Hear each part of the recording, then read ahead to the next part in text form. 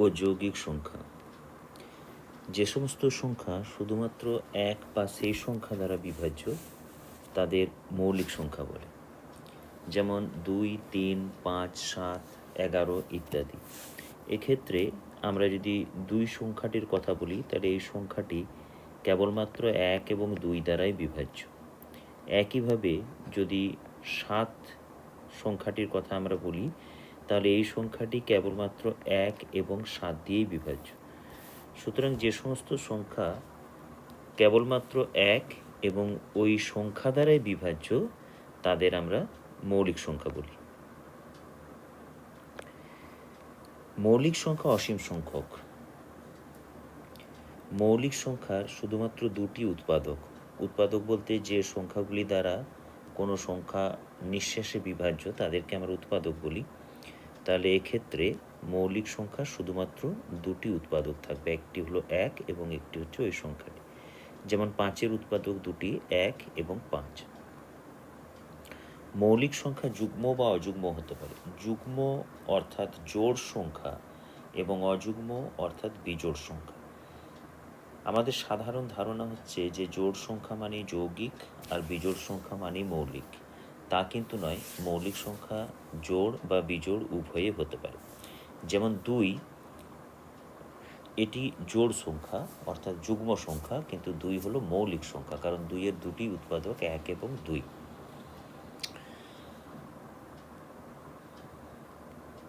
দুটি মৌলিক সংখ্যার যোগফল বা বিয়োগফল মৌলিক হতে পারে, নাও হতে পারে। যেমন উদাহরণ হিসাবে আমরা 2 এবং 13 দুটি মৌলিক সংখ্যা যোগ করে পাচ্ছি 15, যেটি কিন্তু মৌলিক নয়, কারণ 15 1, 3, 5 এবং 15 দ্বারা বিভাজ্য, সুতরাং এটি মৌলিক নয়। আবার 2 যোগ 11 করে আমরা পাই 13, এটি কিন্তু মৌলিক সংখ্যা। সুতরাং দুটি মৌলিক সংখ্যার যোগফল মৌলিক হতেও পারে, নাও হতে পারে। একই কথা প্রযোজ্য দুটি মৌলিক সংখ্যার বিয়োগফলের ক্ষেত্রে। দুটি মৌলিক সংখ্যার বিয়োগফল এটিও মৌলিক হতে পারে, আবার নাও হতে পারে। দুটি মৌলিক সংখ্যার গুণফল কিন্তু সবসময় যৌগিক হবে। যেমন 2 গুণ 13 সমান 26। এক্ষেত্রে 2 এবং 13 দুটি মৌলিক সংখ্যা, কিন্তু তাদের গুণফল 26, এটি কিন্তু মৌলিক সংখ্যা নয়, এটি যৌগিক সংখ্যা। অর্থাৎ 26-এর 1 এবং 26 ছাড়াও আরও উৎপাদক আছে, যেমন 2 আছে, 13 আছে। সুতরাং দুটি মৌলিক সংখ্যার গুণফল এটি কিন্তু সবসময় যৌগিক হবে। এরপর আমরা আসছি যৌগিক সংখ্যা। তাহলে যে সকল সংখ্যা 1 বা সেই সংখ্যা ছাড়াও অন্য 1 বা একাধিক সংখ্যা দ্বারা বিভাজ্য তাদের আমরা যৌগিক সংখ্যা বলি। যেমন 4, 6, 8, 9, 10, 12 ইত্যাদি। যেমন আমরা যদি উদাহরণ হিসেবে 8-এর কথা বলি তাহলে এক্ষেত্রে 8 1 দ্বারা বিভাজ্য, 2 দ্বারা বিভাজ্য, 4 দ্বারা বিভাজ্য এবং 8 দ্বারা বিভাজ্য। সুতরাং 1 ও 8 ছাড়াও আরও উৎপাদক 8-এর আছে, সুতরাং 8 হলো যৌগিক সংখ্যা। যৌগিক সংখ্যা অসীম সংখ্যক। যৌগিক সংখ্যা যুগ্ম বা অযুগ্ম হতে পারে। যেমন 6 এটি হচ্ছে যুগ্ম যৌগিক সংখ্যা, কিন্তু 9 এটি হচ্ছে অযুগ্ম যৌগিক সংখ্যা। দুটি যৌগিক সংখ্যার যোগফল বা বিয়োগফল এটি যৌগিক হতে পারে, আবার নাও হতে পারে। যেমন দুটি যৌগিক সংখ্যা 4 এবং 9-কে যোগ করে আমরা 13 পাই। 13 কিন্তু যৌগিক সংখ্যা নয়, এটি মৌলিক সংখ্যা। অন্যদিকে 6 এবং 8-কে যোগ করলে আমরা 14 পাই, যেখানে 14 কিন্তু যৌগিক সংখ্যা। একই কথা দুটি যৌগিক সংখ্যার বিয়োগফলের ক্ষেত্রেও প্রযোজ্য। যেমন 6 থেকে 4-কে বিয়োগ করে আমরা 2 পাই, 2 একটি মৌলিক সংখ্যা, কিন্তু 12 থেকে 4-কে বিয়োগ করলে আমরা 8 পাই, যেটি একটি যৌগিক সংখ্যা। দুটি যৌগিক সংখ্যার গুণফল এটি কিন্তু সবসময় যৌগিক হবে। যেমন 4 গুণ 6 সমান হচ্ছে 24, এটি একটি যৌগিক সংখ্যা। আবার 12 গুণ 6 সমান 72, এটিও একটি যৌগিক সংখ্যা। উৎপাদক বা গুণনীয়ক। কোনো সংখ্যা যে সকল সংখ্যা দ্বারা বিভাজ্য সেই সংখ্যাগুলিকে ওই সংখ্যাটির গুণনীয়ক বা উৎপাদক বলে। এক্ষেত্রে বিভাজ্য বলতে আমরা নিঃশেষে বিভাজ্য এই কথাই বোঝাবো। যেমন 12 সংখ্যাটি 1, 2, 3, 4, 6 এবং 12 দিয়ে বিভাজ্য। অর্থাৎ 12-কে 1, 2, 3, 4, 6 এবং 12 দিয়ে ভাগ করলে কোনো ভাগশেষ থাকে না। সুতরাং 12 এর উৎপাদক হলো 1, 2, 3, 4, 6 এবং 12। অর্থাৎ 12-র 1টি 2টি 3টি 4টি 5টি 6টি উৎপাদক আছে। একই রকমভাবে 9-এর উৎপাদক হলো 1, 3 এবং 9, অর্থাৎ 9কে যদি 1, 3 বা 9 দিয়ে ভাগ করা হয় তাহলে কোনো ভাগশেষ থাকবে না। 13-এর উৎপাদক হচ্ছে 1 এবং 13, যেহেতু 13-র 2টি উৎপাদক, একটি 1 এবং একটি নিজেই, সেই জন্য 13কে আমরা মৌলিক সংখ্যা বলি। 12-এর উৎপাদকগুলির মধ্যে 2 এবং 3 হচ্ছে মৌলিক সংখ্যা। 1 তো যৌগিক বা মৌলিক, যৌগিক সংখ্যাও নয় আবার মৌলিক সংখ্যাও নয়। তাহলে 12-র যে উৎপাদকগুলি আছে তার মধ্যে 4, 6 এবং 12 এই 3টি হচ্ছে যৌগিক সংখ্যা, কেবলমাত্র 2 এবং 3 এই 2টি হচ্ছে মৌলিক সংখ্যা। অর্থাৎ 12 এর উৎপাদকগুলির মধ্যে 2 এবং 3 হচ্ছে মৌলিক সংখ্যা, তাই 12 এর মৌলিক উৎপাদক হচ্ছে 2 এবং 3।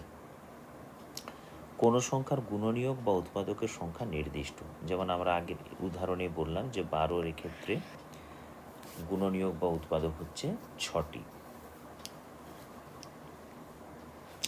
গুণিতক, যে সংখ্যাকে কোনো নির্দিষ্ট সংখ্যা দ্বারা ভাগ করা যায় সেই সংখ্যাগুলিকে ওই নির্দিষ্ট সংখ্যার গুণিতক বলে। যেমন 8 দিয়ে 8, 16, 24, 32, 36 ইত্যাদি সংখ্যাকে ভাগ করা যায়। তাই 8, 16, 24, 32, 36 হলো 8-এর গুণিতক।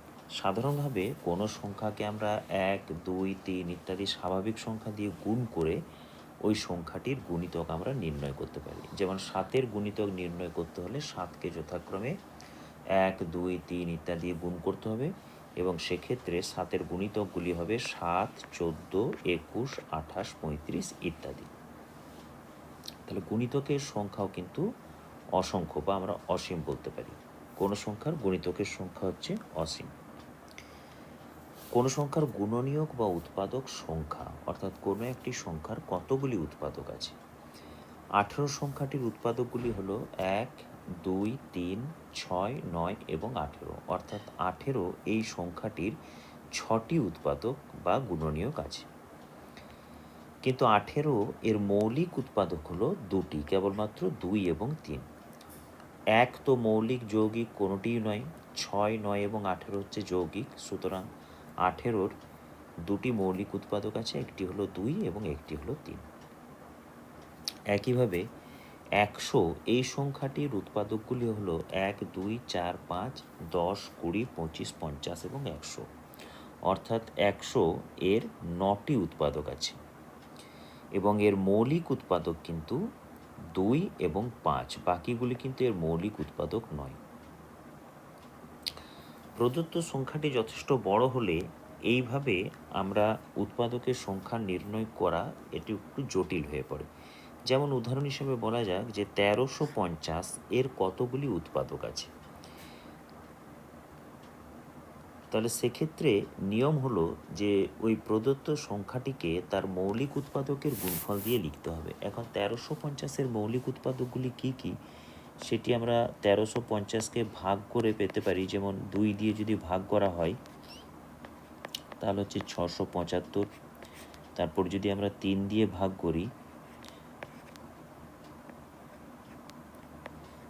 225, আবার যদি 3 দিয়ে ভাগ করা হয় 75, আবার আমরা 3 দিয়ে ভাগ করলে পাবো 25, তারপর আমরা 5 দিয়ে ভাগ করলে পাচ্ছি 5, অর্থাৎ 1350 এই সংখ্যাটিকে আমরা লিখতে পারি 1350 সমান 2 ইন্টু 3 ইন্টু 3 3 ইন্টু 5 ইন্টু 5।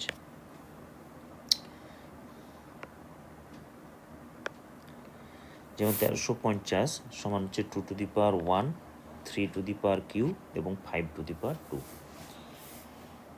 তাহলে প্রথমে প্রদত্ত সংখ্যাটিকে তার মৌলিক উৎপাদকের গুণফল আকারে লিখতে হবে। যেমন আমরা এখানে 1350-কে তার যে মৌলিক উৎপাদক 2, 3 এবং 5 তাদের গুণফল আকারে লিখেছি, তাতে আমরা পেয়েছি 2 to the power 1, 3 to the পাওয়ার 3 এবং 5 টু দি পাওয়ার 2। মৌলিক উৎপাদকগুলির প্রতিটির ঘাতের সঙ্গে 1 যোগ করে সেই যোগফলগুলিকে গুণ করতে হবে। যেমন এখানে 2 এর ঘাত হচ্ছে 1, তাহলে তার সঙ্গে 1 যোগ করতে হবে, অর্থাৎ 1 যোগ 1 সমান 2 পাবো আমরা। 3 এর ঘাত হচ্ছে 3, তার সঙ্গেও 1 যোগ করতে হবে, অর্থাৎ 3 প্লাস 1 হবে। এবং 5-এর ঘাত হচ্ছে 2, তার সঙ্গে 1 যোগ করলে হবে 2 + 1। এই যোগফলগুলিকে এরপর গুণ করতে হবে। যেমন এক্ষেত্রে 1350-এর মোট উৎপাদক সংখ্যা হবে 1 + 1 × 3 + 1 × 2 + 1। এখানে 1 হচ্ছে 2-এর ঘাত, 3 হচ্ছে 3-এর ঘাত এবং 2 হচ্ছে 5-এর ঘাত। তাহলে প্রতিটি মৌলিক উৎপাদকের যে ঘাত তাদের সঙ্গে 1 যোগ করতে হবে প্রতিটির সঙ্গে এবং তারপর তাদেরকে গুণ করতে হবে। তাহলে গুণফল হিসাবে আমরা পাচ্ছি 24। অতএব 1350 এর মোট উৎপাদক সংখ্যা হচ্ছে 24টি, কিন্তু মৌলিক উৎপাদক হচ্ছে 3টি, একটি হচ্ছে 2, একটি হচ্ছে 3 এবং একটি হচ্ছে 5, কিন্তু মোট উৎপাদক সংখ্যা হবে 1350-এর 24টি।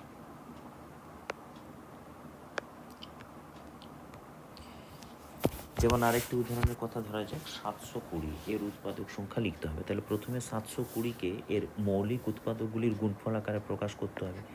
এখন 720-র মৌলিক উৎপাদক কী কী, আমরা যদি 2 দিয়ে ভাগ করি তাহলে আমরা পাচ্ছি